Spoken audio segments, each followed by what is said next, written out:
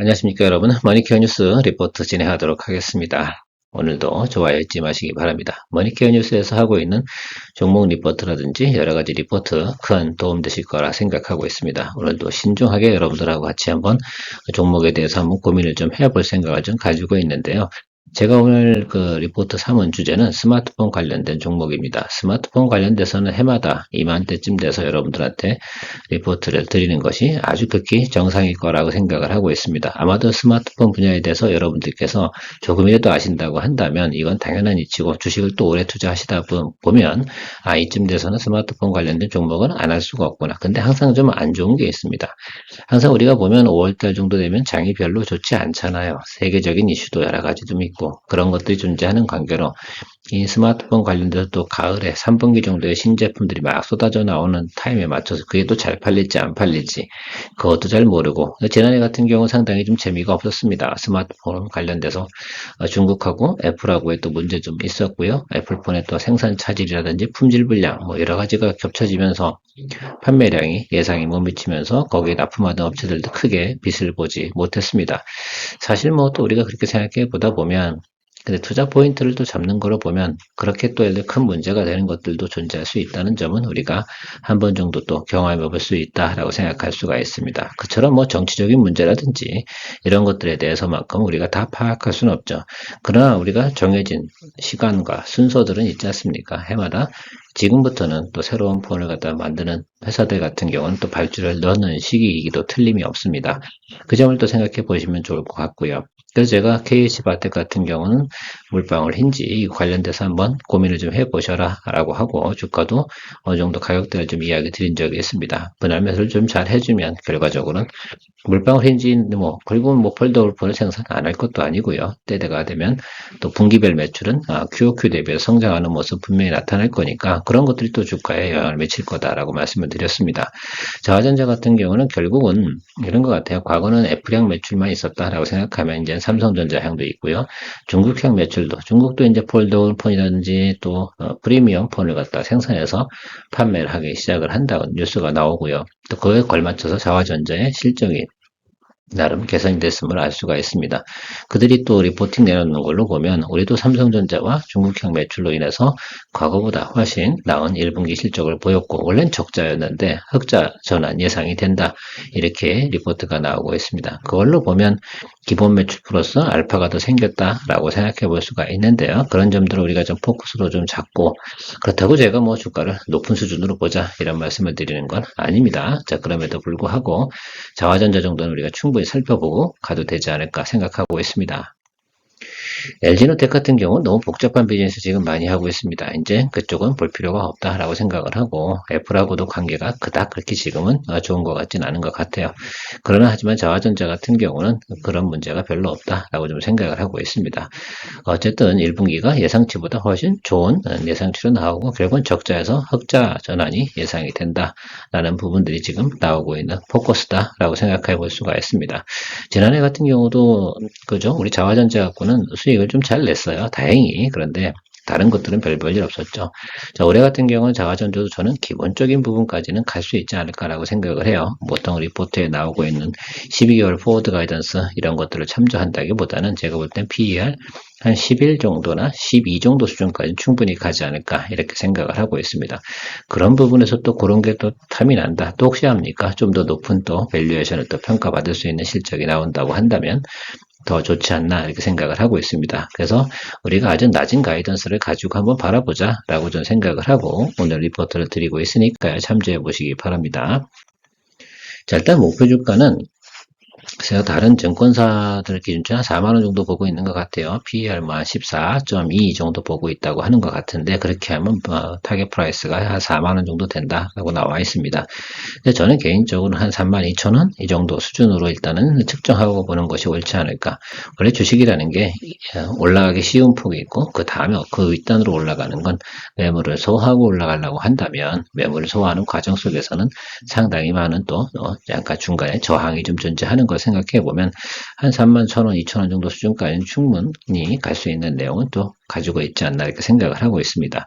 그래서 딱 반만 보자라고 저는 생각을 하고 있어요. 그래서 북미 매출, 애플, 뭐 여기가 마지노선 아닙니까? 거의 끝단인데 그 가는 과정에서 어떻게 가는 과정이 중요할 거라고 생각이 들고 지금 우리가 지금 4월 달에 그럼 이 종목을 갖다 매수를 해야 되냐라고 생각해 보면 꼭 그렇지는 않습니다. 제가 생각할 때는 한 5월 말까지 가는 과정에서 분할 매수, 뭐 평균 매수 단가 잘 조절을 잘하는 것이 상당히 중요하다고 생각을 하고 있거든요. 특별한 일이 없다 그러면 한 번에 확 들어가는 일은 없으면 좋겠다라고 생각을 하고요. 지금부터 제가 볼 때 한 5월 말까지 매수 단가 잘 조절해 놓고 나서 한 8월 달 가는 과정에서 주가의 수익률은 한 20에서 한 25% 정도 일단 보고 가는 것은 상당히 괜찮지 않은 포인트가 되지 않나 생각을 하고 있습니다. 그 윗단은 알아서 또 그 차후에 또 생각을 해봐야 되는 것들인데 일단 저는 그래요. 주식이라는 게 그 가치로 따지면 EPS 곱하기 PER이 맞습니다만 저는 매물대를 훨씬 더 중요하게 생각을 하거든요. 그래서 우리가 그만큼 오래 기다린 분들 같은 경우는 그 가격이 오면 무조건 일단은 매물을 토해 놓는다라는 기본적인 생각을 가지고 접근을 하고 있습니다. 전체적인 내용은 다 보시는 바와 같이 내용이 긍정적으로 나와 있다. 특히 이제 거래처 다변화 이 부분은 상당히 중요하다라고 저는 생각을 해요.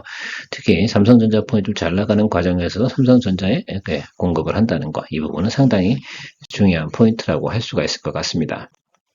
일단 저하전자에 우리가 포워드 가이던스 한번 살펴보도록 할게요. 원래 1분기가 적자였어요. 근데 이 부분이 흑자 전환으로 예상치가 좀 바뀌었고요.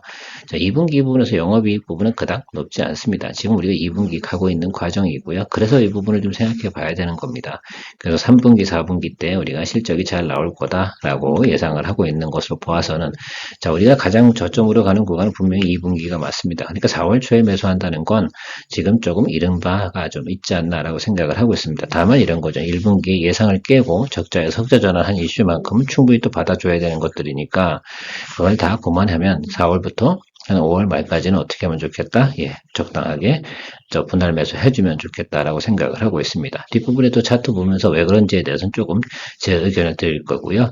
일단은 우리가 좀 생각해 보면 훨씬 실적이 개선될 부분은 명확한 것 같습니다. 그런 부분들이 안 그러면 지금 뭐 1분기 때 영업 적자 나오겠죠. 자, 그런데 그런 부분은 좀 해소된 거라고 생각을 해서 감안해서 한번 살펴보도록 하겠습니다. 일단 여러분들이 좀 살펴봐야 되는 구간은 어딜까라고 생각해 보면 이때 이 구간까지 한번 우리가 살펴봐야 될까요?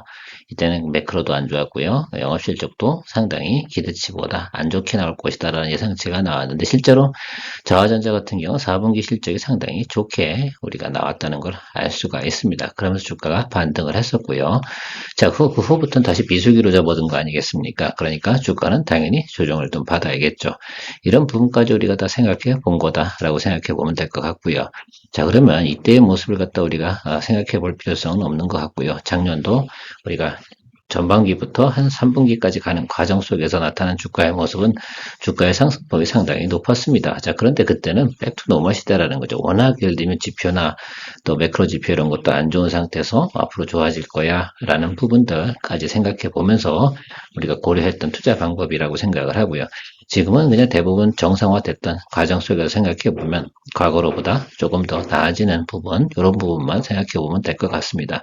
즉 기대감이나 이런 걸 높게 해주는 것들이 아니라 이 정도 수준으로만 우리가 보고 생각해 보면 상당히 좋겠다라고 저는 생각을 하고 있습니다.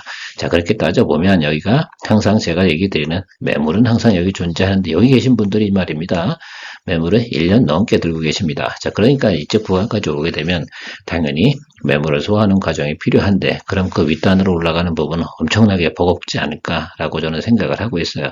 자, 이 윗단까지 올리려고 한다면 실적이 YY 대비해서 엄청나게 좋은 실적이 나타나는 구간이 형성이 돼야 된다고 저는 생각을 하고 있습니다. 그래서 그렇게까지 보는 건 아니고 일단 타겟 프라이스는 31,000원 정도 선에서 평균적으로 보고 정리하면 되지 않을까. 조금 높게 본다고 해도 32,000원이고요.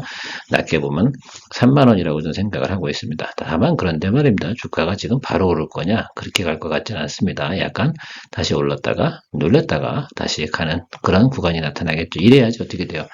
한 2주 정도가 흘러갑니다. 그래서 이제 5월을 맞이하는 그런 내용들이 나타나겠죠. 자, 그럼 4월 한 중순 넘어가면서부터 4월 한 19일, 20일 넘어가면서부터 저점이 한번 형성이 되고 거기서부터 꿈틀꿈틀거리면서 자리를 잡아가는 모습을 우리가 생각해 볼 수가 있습니다. 실제로 파동학적으로도 하락하던 것이 전환하려고 한다고 그러면 한 번 정도 바운딩이 생기는 것들이죠. 이런 것들이 V자로 올라가는 케이스하고 통상 내려와서 두 번 바닥을 긁고 가는 모습, 세 번도 긁을 수가 있겠죠.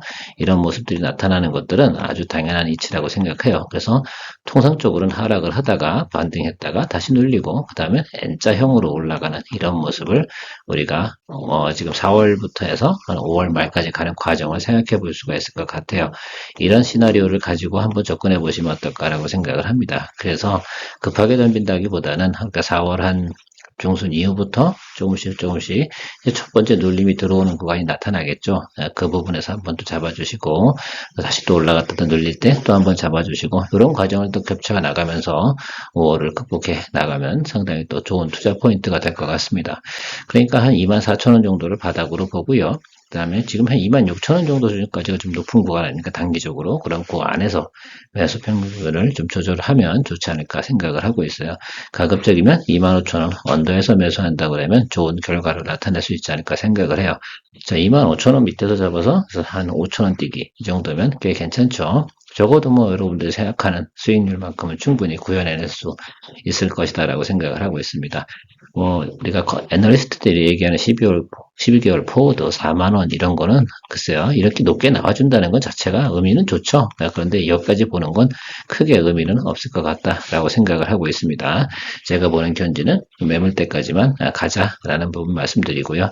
일단 전 전체적인 저항선 자체가 저기 지금 고점 딱 보세요. 32,000원 딱 찍고 꺾이지 않습니까? 제가 아마 지난해 12월 달 같은 경우가 그쯤에도 이야기 드렸을 것 같아요. 31,000원 정도면 아주 리즈너블 합니다라고 하고 거기 딱 찍고 조정을 받았던 기억이 있습니다. 자, 그래서 여러분들 이제부터는 다시 한번 또 우리가 고점까지만, 전고점까지만 한번 살펴보면서 포인트 잡고 한번 가보시면 어떨까라고 생각해요. 투자 기간은 대략 지금 한 5월을 평균으로 한다 그러면 5, 6, 7, 3개월 정도 보고 접근해 보시면 되지 않을까라고 생각합니다. 이유는 딱 하나예요. 과거에도 잘 올라갔다 한 달, 두 달, 세 달 이렇게 올라갔습니다. 그러니까 한 달에 한 10% 정도씩 올라갔다라고 생각하시고 접근 방법을 고민해 보시면 좋지 않을까라고 생각하고 있습니다. 오늘도 어떻게 투자에 큰 도움 되셨습니까? 투자의 판단은 늘 여러분들의 현명한 판단에 의해서 결정되어야 된다는 점 인지하시고 접근해 주시기 바랍니다. 늘 투자에 도움되도록 노력하는 오늘도 리포터 드린 기아만이었습니다. 좋은 하루 되십시오. 머니케어 뉴스에서 제공하는 내용은 리포터의 투자 방법과 생각의 이야기로 풀어나가는 것입니다. 이야기를 통해 참조는 가능하지만 종목에 대한 추천이 아닙니다. 또한 투자는 늘 불확실성이 상존하며 시장 상황은 늘 변화하니 확정적 내용이 아님을 인지하시기 바랍니다. 투자의 인사이트는 투자자 투자 방법, 투자 기간 혹은 개인별 노하우에 따라 달라지는 것이니만큼 어떤 것이 옳고 그름의 문제는 아니라는 것을 안내드리며 항상 투자의 책임은 투자자 본인에게 있으니 신중하게 투자 결정하는 것이 중요합니다.